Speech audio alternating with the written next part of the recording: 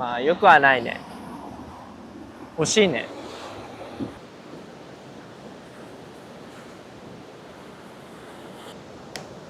ここも引いたらいいかもね。ちょっと結構流れやばいと思うけど。やばそうだね。たまにそこチューブ巻いても。ほら。あそこやばい。よくないね。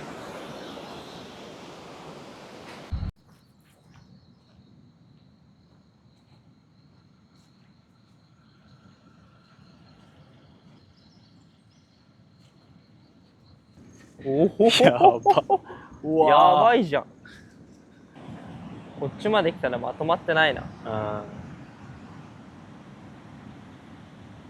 これホテルやばいんじゃない？ホテルやばそうやね。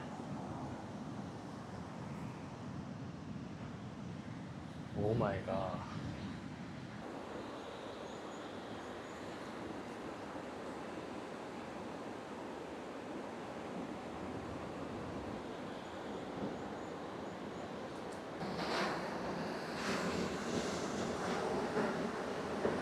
電車に前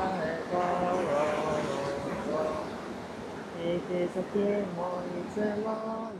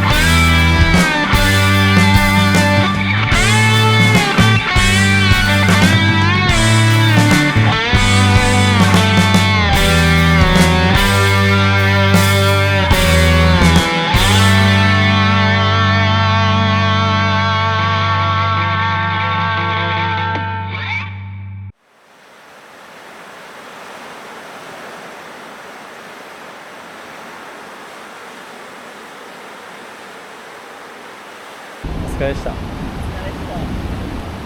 中やりたかった。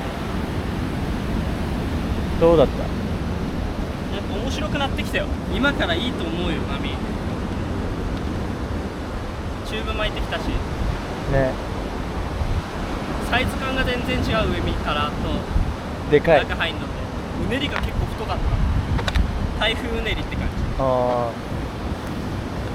じゃあ選手交代でいってらっしゃい。覚悟してました。手前が良さそう。シャーセット。もうレフトやばいんだよこれ。これやばい。